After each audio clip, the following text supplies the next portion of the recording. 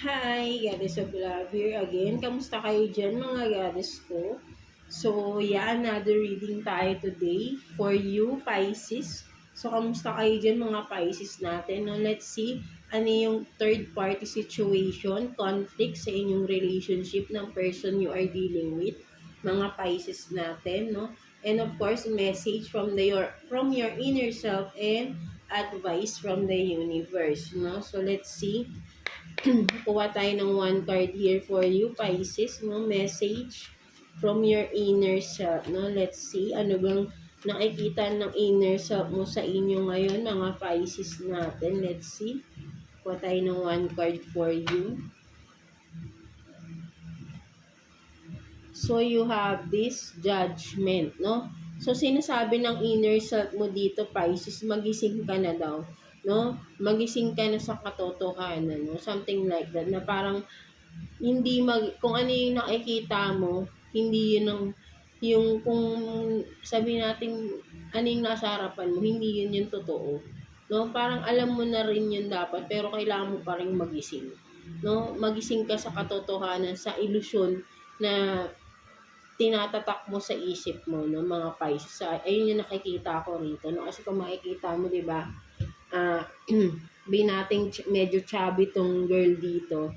Pero pag tinitignan niya yung sarili niya as sexy, nag-i-illusion siya, no? So, ayun yung nakikita ko rito, no? So, sinasabi ng inner self mo dito, Pisces, no? Magising ka na sa illusion mo, no? Something like that, no? So, ayun yung nakikita ko dyan, no? So, let's see. Kuha tayo dito ng 4 cards for you sa situation ninyo ng iyong person right now, no, mga Pisces natin. Let's see.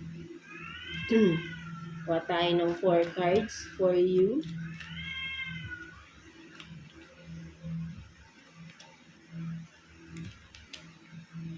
For Pisces.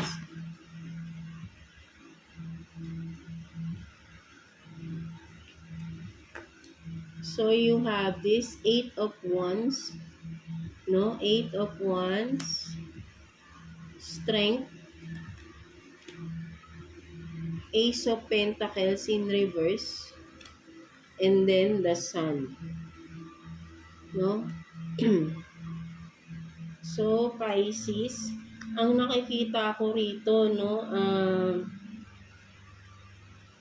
sabihin natin na may malakas na attraction, no?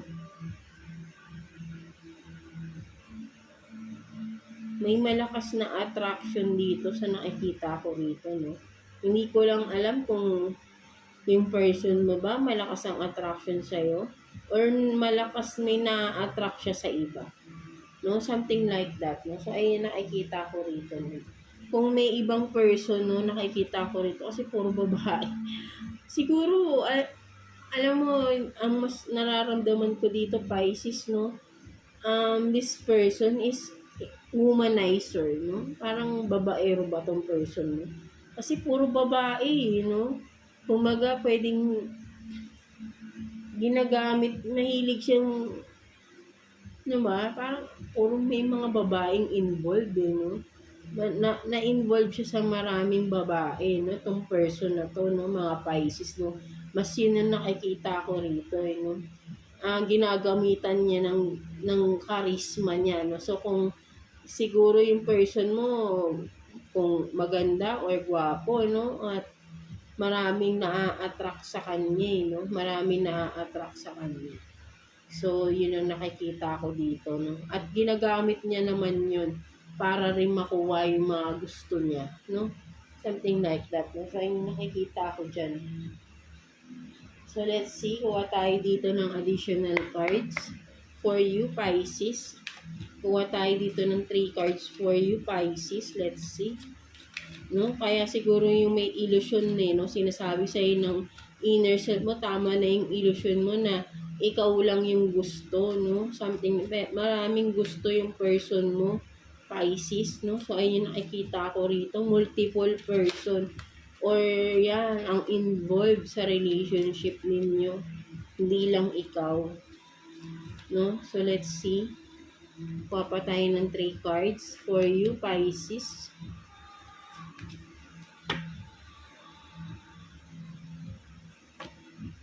So you have this proposal, no? An offer or proposal.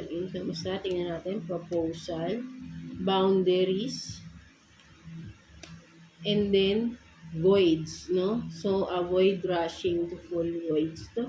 So, ang nakikita ko rito, no? Nilalabam ka ng person na ito, no? Mga Pisces natin, no? Inuuto-uto ka pa niya, no? Pero kailangan mo na mag-set ng boundaries sa tao na to, mga Pisces. Kailangan mo na siyang iwasan because hindi lang ikaw yung involved sa buhay niya, marami kayo, no? Ayun yung nakikita ko rito, no? Marami siyang pinapangakuan, hindi lang ikaw, Pisces, no? Ayun ang nakikita ko rito. You need to set boundaries, no? To this person, no? I-avoid mo na hanggat maaga pa, Pisces. Huwag kang umasa na mahal ka rin ng tao na to, no? Huwag kang mag-ilusyon, no? Magising ka na, no? Sinasabi nga ng inner self mo. Magising ka na, Pisces. No? So, ayun yung nakikita ko dyan, no? So, let's see. Kuha pa tayo ng 2 cards here for you, Pisces. 2 cards for Pisces. Let's see. No? So, lumabas na yung mga cards. So, may isa nang bumaba. Isa na lang. Kuha tayo ng isa. Let's see. For Pisces. So, meron ka ng isa dito. The die is cast. Diba? Sinusugal, nagsusugal, or, diba? Tingnan pa natin. So, don't care if you don't like me. No? So, ito, no? Parang ikaw ba to? Hinahabol mo pa rin siya. No? Gusto mo pa rin sumugal sa tao na to. No? Kahit na, alam mo naman pala sa sarili mo na hindi ka gusto ng tao na to. Maybe ginagamit ka lang ng tao na to, Pisces.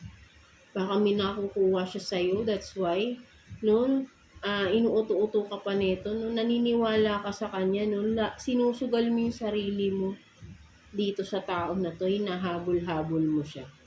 No, parang wala ka lang pakialam kahit di ka gusto. No, pero nagbe-benefit siya sa'yo. That's why nagstay pa rin siya. No, even though marami kayo involved sa kanya. No, mga Pisces natin. So, magising ka na, no? Ginagamit ka lang ng tao na to. Mga Pisces natin, no? Ginagamit ka lang pwedeng sa vision niya. No? Baka may pera ka ba? Ginagamit niya yung pera mo para sa iba. Something like that, no? So, let's see. What's the advice sa'yo ni Universe regarding your situation? Kuha tayo ng 1 card here for you, Pisces. Tingnan natin. Advice sa'yo ni Universe, Pisces. Tingnan natin. So, you have this. Don't be afraid, no, to dream big. No, so, ang nakikita ko rito, huwag kang matakot na, natatakot ka bang mawala? Mas ayun na nakikita ko, don't be afraid na mawala sa yung tao na to, Pisces, kasi hindi siya worth it ng iyong pagmamahal. Sabi sa'yo ni Universe, ina-advise sa'yo, huwag kang matakot mawala yung tao na to. Mas ayun yung nakikita ko dyan, no? Huwag kang matakot daw na mawala sa'yo yung tao na because hindi yan karapat dapat sa'yo. Wala kang napapala din, siya lang yung nakikinabang sa pagmamahal mo. No? Ginagamit ka ng person na to para makakuha pa siya ng iba. Diba? Ginagamit ka niya. So, maybe may source ka na ginagamit niya, nagbe-benefit siya doon, no? Mga Pisces natin. So, ayun yung nakikita ko dyan, no? So, talagang sinasabi sa'yo ni Universe, ina-advise ka, huwag kang matakot na i-let go tong person na to because this person is not worth of your love. Diba? Ginagamit ka lang, cheater, abusive, no? Manipulator, no? Ginagamit ka siguro kasi nga, baka parang patay na. Sabi nating mahal na mahal mo talaga yung person. Parang hindi parang obsession yung nakikita ko rito no? So, alisin mo no, hanggat maaari. Set boundaries to this person. Hanggat hindi pa yun nagiging worst, no, yung scenario ninyo. Hindi ka magsisi, no, hanggang maaga-aga pa. No, mga Pisces natin. No? So, yeah, That's it for you mga Pisces. No? So I hope naka-resonate ka sa reading mo today, Pisces. So yeah, God bless you all and thank you for watching, Pisces.